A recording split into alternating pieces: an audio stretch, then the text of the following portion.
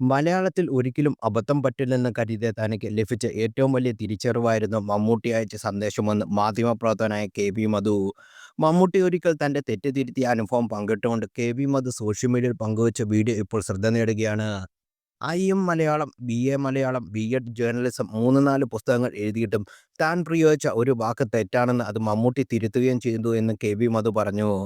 എനിക്ക് ഒരു മെസ്സേജ് വന്നു വാട്സപ്പിലാണ്. ആ മെസ്സേജ് കണ്ടപ്പോൾ തന്നെ ഉള്ളിലൊന്ന് കിടുങ്ങി മമ്മൂട്ടിയാണ്.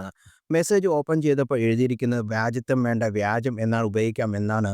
ഞാൻ ഒരു നിമിഷം അന്തിച്ച് ആലോചിച്ച് എന്താണ് സംഭവം എന്ന്. എനിക്ക് പെട്ടെന്ന് പിടികിട്ടി.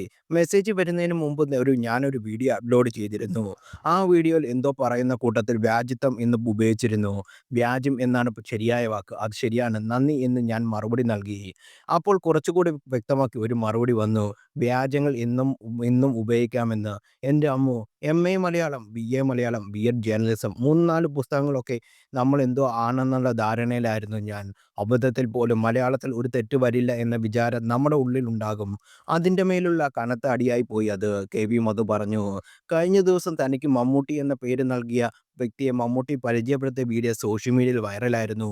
ഈ വിഷയത്തിൽ സംസാരിക്കെ തനിക്കുണ്ടായ അനുഭവം കെ.വി. മധു പങ്കിട്ടത്.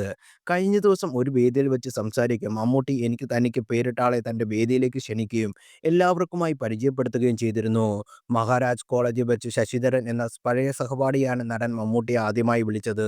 മമ്മൂട്ടി ശശിധരനെ വേദിയിലേക്ക് വിളിച്ച രംഗം കണ്ടപ്പോൾ കഥ പറയുമ്പോൾ എന്ന സിനിമയുടെ ക്ലൈമാക്സ് രംഗമാണ് ഓർമ്മ വന്നത് എന്ന് നിരവധി പേർ സമൂഹ മാധ്യമങ്ങളിൽ കുറിക്കുകയും ചെയ്തു.